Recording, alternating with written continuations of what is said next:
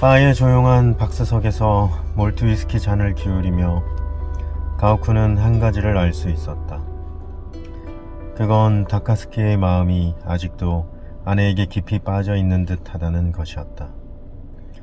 그녀의 죽음을, 그 육체가 태워져 뼈와 재가 되었다는 사실을 다카스키는 아직 잘 받아들이지 못하는 것 같았다.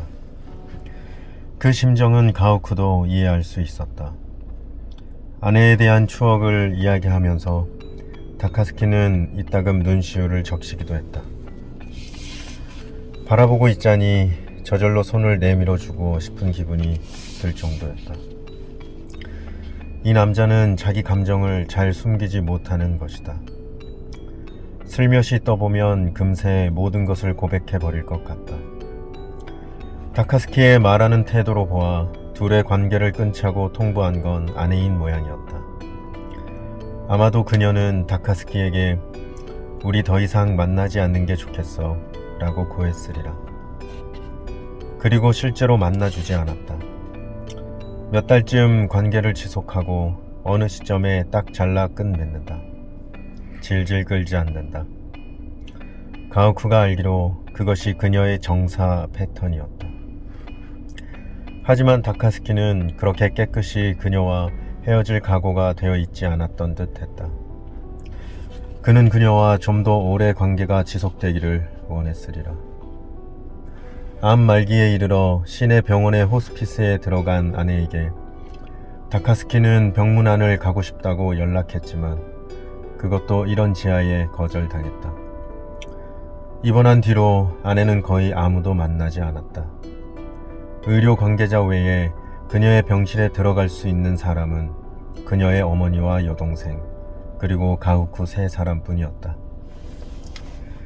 다카스키는 한 번도 그녀의 병문안을 가지 못한 게 못내 아쉬운 것 같았다. 아내가 암에 걸렸다는 사실을 다카스키가 안 것은 그녀가 죽기 몇 주 전이었다. 그것은 그에게 그야말로 아닌 밤중에 홍두깨 같은 소식이었고 아직도 온전히 받아들일 수 없는 사실이었다. 그 심정을 가오쿠는 이해할 수 있었다. 그러나 그들이 품고 있는 감정이 완전히 똑같다는 뜻은 물론 아니다. 가오쿠는 여일대로 여인 아내의 마지막 모습을 하루하루 지켜보았고 화장터에서 그녀의 흰 뼈를 수습했다. 그 나름대로 수용의 단계를 통과해왔다. 그것은 상당히 큰 차이다. 내가 도리어 이 남자를 위로하는 것 같군. 둘이서 아내에 대한 추억을 나누며 가오쿠는 그렇게 생각했다. 만약 아내가 이런 광경을 본다면 과연 어떤 느낌일까? 그렇게 생각하니 가오쿠는 이상한 기분이 들었다. 하지만 아마 죽은 사람은 아무것도 생각하지 않고 아무것도 느끼지 않을 것이다. 그것은 가오쿠의 관점에서 볼 때 죽음이 아닌 미덕 중 하나였다. 또 하나 알게 된 사실이 있었다. 다카스키가 과음하는 경향이 있다는 것이었다. 가오쿠는 직업상 수많은 술꾼을 만나왔지만 다카스키는 어떻게 봐도 건전하고 건강한 부류에 속하는 술꾼이라고는 할 수 없었다. 가오쿠가 보기에 세상에는 크게 두 종류의 술꾼이 있다. 하나는 자신에게 뭔가를 보태기 위해 술을 마셔야 하는 사람들이고 또 하나는 자신에게서 뭔가를 지우기 위해 술을 마셔야 하는 사람들이다. 그리고 다카스키는 분명 후자였다. 그가 지우려는 것이 무엇인지 가오쿠는 알 수 없었다. 단지 심약한 성격일 수도 있고 과거에 받은 마음의 상처일 수도 있다. 어쩌면 지금 현실적으로 떠안고 있는 골칫거리일 수도 있다. 그런 모든 것의 혼합물일 수도 있다. 하지만 뭐가 됐건 그의 내면에는 가능하면 잊고 싶은 무언가가 있고 그것을 잊기 위해 혹은 그것이 자아내는 아픔을 누그러뜨리기 위해 술을 입에 털어넣지 않을 수 없는 것이다. 가오쿠가 한 잔 마시는 사이에 다카스키는 같은 술을 2잔 반 마셨다. 상당한 하이페이스다. 어쩌면 술 마시는 페이스가 빠른 것은 정신적 긴장 때문인지도 모른다. 어쨌든 자신이 예전에 은밀히 동침한 여자의 남편과 단둘이 마주 앉아 술을 마시는 자리다. 긴장하지 않는 게 이상하다. 하지만 그 이유만은 아닐 거라고 가오쿠는 생각했다. 애초에 그런 식으로밖에 술을 마실 줄 모르는 남자인 것이다. 상대의 상태를 살펴가며 가오쿠는 자신의 페이스대로 신중히 술을 마셨다. 술이 몇 잔 들어가고 상대의 긴장이 좀 풀린 참에 그는 다카스키에게 결혼은 했느냐고 물었다. 결혼한 지 10년이 되었고 7살 난 아들이 있다고 다카스키는 대답했다. 하지만 사정이 있어서 작년부터 별거 중이라고. 아마도 머지않아 이혼하겠지만 아이의 친권이 어떻게 될지가 문제다. 아이를 자유롭게 만나지 못하게 되는 사태만은 어떻게든 피하고 싶다. 자신에게 없어서는 안 될 존재니까. 그는 아이 사진을 보여주었다. 잘생긴 얼굴에 얌전해 보이는 사내아이였다. 상습적인 술꾼이 대부분 그렇듯이 다카스키는 알코올이 들어가자 입이 가벼워졌다. 아마도 말해서는 안 될 것까지 묻지도 않았는데 자진해서 말했다. 가오쿠는 거의 들어주는 입장이 되어 따뜻하게 맞장구 치고 위로해야 할 때는 말을 가려가며 위로했다. 그리고 그에 관한 정보를 최대한 많이 끌어모았다. 가오쿠는 자신이 다카스키에게 호감을 갖고 있는 것처럼 행동했다. 그건 결코 어려운 일이 아니었다. 그는 애초에 남의 말을 잘 들어주는 사람이고 또한 실제로 다카스키에게 호감을 갖고 있었기 때문이다. 그에 더해 두 사람에게는 한 가지 커다란 공통점이 있었다. 죽어버린 한 아름다운 여자에게서 아직 헤어나지 못했다는 것. 입장은 다르지만 두 사람 모두 그 결핍을 메우지 못하고 있었다. 그래서 이래저래 얘기가 잘 통했다. 다카스키 씨, 괜찮으면 다음에 또 만날까요? 당신과 얘기하면서 무척 즐거웠어요. 이런 기분 참 오랜만이요. 가오쿠는 헤어지는 참에 말했다. 술값은 가오쿠가 미리 계산했다. 어쨌거나 누군가는 그 자리에 술값을 계산해야 한다는 생각을 다카스키는 떠올리지도 못한 것 같았다. 알코올은 그에게 많은 것을 잊어버리게 했다. 아마도 몇 가지 중요한 것들을. 물론 좋습니다. 다카스키는 술잔에서 고개를 들고 말했다. 꼭 다시 뵙고 싶어요. 가오쿠 씨와 얘기했더니 저도 답답했던 가슴이 얼마간 풀린 것 같습니다. 이렇게 만난 것도 인연이겠죠. 가오쿠는 말했다. 세상 떠난 아내가 이어준 건지도 모르겠군요. 그것은 어떤 의미에서는 진실이었다. 두 사람은 휴대전화 번호를 교환했다. 그리고 악수를 하고 헤어졌다. 그렇게 두 사람은 친구가 되었다.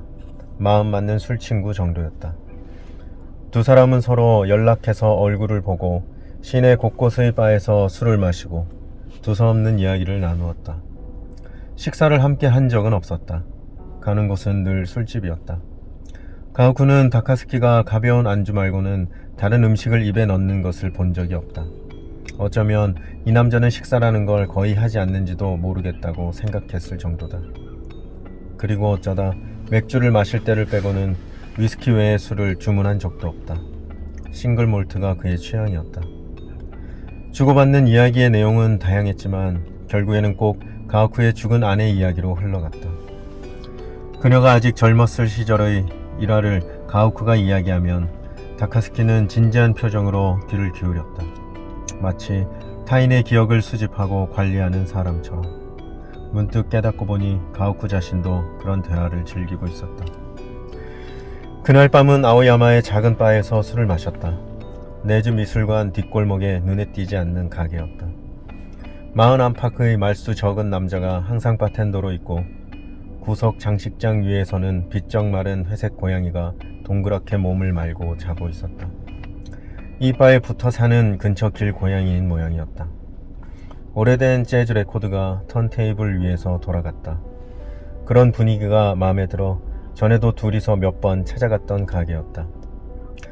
그들이 만날 때는 왜 그런지 비가 내릴 때가 많았는데 그날도 가랑비가 흙 뿌렸다. 정말 멋진 여자였어요. 다카스키는 테이블 위에 올려둔 양손을 보며 말했다. 중년에 접어든 남자치고는 아름다운 손이었다. 눈에 띄는 주름도 없고 손톱도 잘 손질되어 있었다. 그런 분과 인연을 맺고 함께 살고 가오쿠 씨는 정말 행복하셨겠어요. 그랬지. 가오쿠는 말했다. 당신 말이 맞아. 분명 행복했다고 생각해. 하지만 행복했던 만큼 괴로운 일도 있었어. 이를테면 어떤 일이죠? 가오쿠는 온도록스 잔을 들어 커다란 얼음을 빙글 돌렸다. 언젠가 그녀를 잃을지도 모른다. 그런 상상을 하면 그것만으로도 가슴이 아팠어. 그 기분 저도 잘 압니다. 다카스키는 말했다. 어떻게? 그러니까 말하자면 다카스키는 운을 떼고 적절한 말을 찾았다. 그렇게 멋진 사람을 잃는다는 것에 대해서 일반론으로? 그렇죠. 다카스키는 말했다. 그리고 스스로를 납득시키듯이 몇 번 고개를 끄덕였다. 어디까지나 상상해 볼 수밖에 없는 일이지만 가오쿠는 잠시 침묵을 지켰다. 가능한 한 길게 아슬아슬할 때까지 끌었다. 그러고는 말했다. 하지만 결국 나는 그녀를 잃었어. 살아있을 때부터 조금씩 잃다가 결국에는 모조리 잃고 말았어. 침식으로 깎여가던 것이 마침내 큰 파도에 송두리째 뽑혀나가는 것처럼. 내 말 무슨 뜻인지 알겠어? 알 것 같아요. 아니, 넌 그런 건 알지 못해. 가오쿠는 마음속으로 말했다. 무엇보다 괴로운 것은 가오쿠는 말했다. 내가 그녀를 적어도 중요한 일부를 진정으로 이해하지 못했다는 거야. 그리고 그녀가 죽어버린 지금 그건 아마도 영원히 이해되지 못한 채 끝나겠지. 깊은 바다 밑에 가라앉은 작고 단단한 금고처럼. 그 생각을 하면 가슴이 미어지는 것 같아. 다카스키는 그 말을 잠시 생각했다. 그러고는 입을 열었다. 하지만 가오쿠씨, 우리가 누군가를 완전히 이해한다는 게 과연 가능할까요? 설령 그 사람을 깊이 사랑한다 해도. 가오쿠는 말했다. 우리는 20년 가까이 함께 살았고 친밀한 부부이자 서로 신뢰할 수 있는 친구라고 생각했어. 어떤 일이든 솔직하게 이야기한다고 말이야. 적어도 나는 그렇게 생각했어. 하지만 사실은 그렇지 않았는지도 모르지. 뭐라고 말해야 좋을까? 나에게 치명적인 맹점 같은 게 있었는지도 몰라. 맹점? 다카스키가 말했다. 나는 그녀 안에 있는 무언가 중요한 것을 놓쳤는지도 몰라. 아니, 눈으로 뻔히 보면서도 실제로는 그걸 보지 못했는지도 몰라. 다카스키는 잠시 입술을 깨물었다. 그러고는 남아있던 술을 비우고 바텐더에게 한 잔 더 주문했다. 그 기분 뭔지 압니다. 다카스키는 말했다. 가오쿠는 다카스키의 눈을 빤히 보았다.